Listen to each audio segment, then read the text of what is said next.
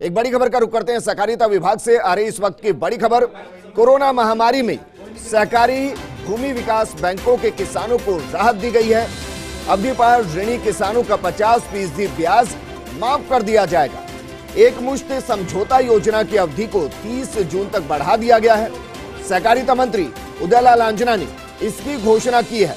इस वक्त की बड़ी खबर हम आपको बता रहे हैं, इसको आप राहत के तौर पर देख सकते हैं, क्योंकि इस मुश्किल दौर में न सिर्फ 50% ब्याज को कम किया गया है, बल्कि जो एक मुश्त समझौता योजना है उसकी अवधि को भी अब 30 जून तक बढ़ा दिया गया है।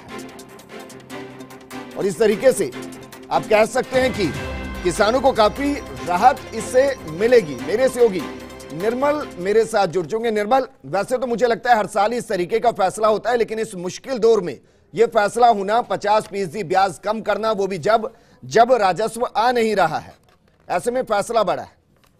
निश्चित तौर पर बड़ा फैसला है। और देखिए, ये विजेंद्र, बड़ी बात यह है कि ये वो ऋण है जो दीर्घकालीन यानी 20 वर्ष तक की अवधि के लिए दिए जाते हैं।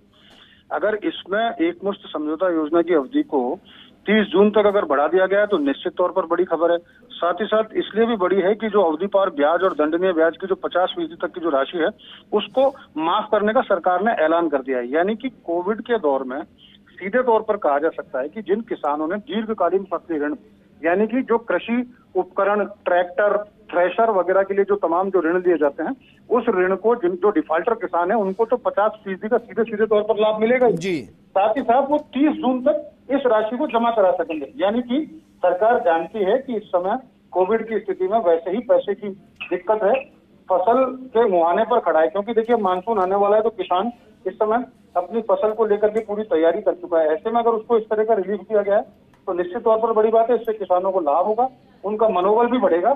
और ये भी बात सिद्ध होती जा रही है कि जो सूबे के जो मुखिया हैं अशोक गहलोत, वो लगातार किसानों के हित में फैसले लेते रहे हैं। और सहकारी बैंकों को इससे कितना नुकसान होगा? देखिए, अभी तक अगर 650 करोड़ रुपए की करीब रिकवरी है जो सहकारी बैंकों की किसानों से है।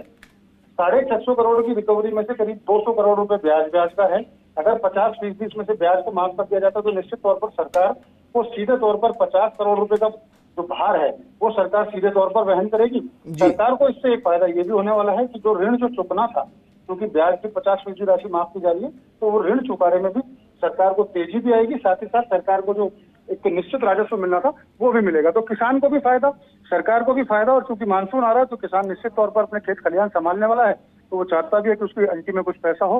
तो निश्चित तौर पर ये जो राहत है किसान को मजबूत करेगी। विजेंद्र, इसको हम ऑफर के तौर पर भी कहें कि यह अंतिम ऑफर है, आप 50% ब्याज पर लाभ भी उठाइए और आपको वक्त भी मिल गया है, तो इसमें आप डिफॉल्टर भी नहीं कहलाएंगे।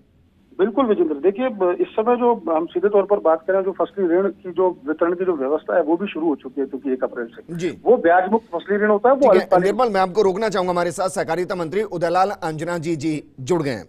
उदयलाल जी, ये जो फैसला लिया गया है, माने कि इसके केंद्र बिंदु में किसान है? एक मिनट।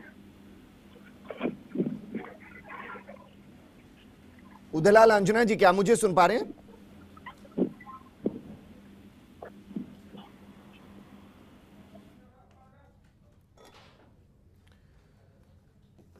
तीस जून तक अवधि को बढ़ाया गया और उसके साथ साथ जो ब्याज है उस पर 50% की छूट भी दी गई है, राहत दी गई है। यकीनन इससे सरकार को नुकसान होगा, लेकिन किसानों का फायदा होगा।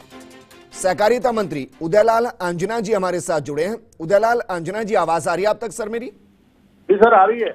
सर, सवाल यह है कि इससे सहकारिता विभाग को कितना नुकसान होगा और किसानों को कितना फायदा होगा? अभी तो फायदा नुकसान का तो आकलन किया नहीं है, लेकिन किसानों को राहत देना नितांत आवश्यक था। इसलिए तुरंत फैसला ले लिया है कि एक तरह तो 30 जून आ रही थी जब किसान डिफॉल्टर की श्रेणी में आ जाते हैं, उनको ब्याज भी लग जाता था। इसलिए लॉकडाउन चल रहा है तो हमने नुकसान प्रॉफिट का हिसाब में लगाया और किसानों को पहले राहत देने का प्रयास किया है। और जिसके परिवार में इतनी बड़ी दुखद घटना हो जाए उसको तो सरकार की पहली प्राथमिकता है कि ऐसे किसानों को राहत प्रदान की जाए जी। इसके तहत बिना प्रॉफिट लॉस का सोचने किए हमने ये कदम पहले उठाया है। राजस्थान में सर कितने हजार किसान ऐसे होंगे जो सीधे तौर पर इससे अब लाभान्वित होंगे? देखो मैं वो पूरा आंकड़ा करेक्ट बता नहीं पाऊंगा, मतलब वो तो निकालने के बाद ही होगा, लेकिन ये समस्या सामने आई थी इसलिए हमने तुरंत ही इसमें राहत देने का प्रयास किया है और निसंदेह किसानों को लाभ होगा, ये इसमें कोई दो राय नहीं। जी, और इसके साथ ये भी मानकर चलें कि जो अगले सेशन के लिए जो ऋण दिया जाता है उसके लिए भी राहत मिलेगी, क्योंकि 50% ब्याज कम होने की वजह से किसान ज्यादा से ज्यादा वापस करेंगे। एक मुश्त भी आपने उनको वापस करने के लिए कहा है। जी सर, वो ध्यान में रख के भी ये ऋण माफ कीजिए ताकि वो डिफॉल्टर की श्रेणी में नहीं आवे और अपना ऋण भी समय में चुकाए और बाजार में उसका सौकर अपनी बरकरार रहे। ये सब सोच के ही किया है। ठीक है उदयलाल आंजना जी, शुक्रिया हमारे साथ जुड़ने के लिए। एक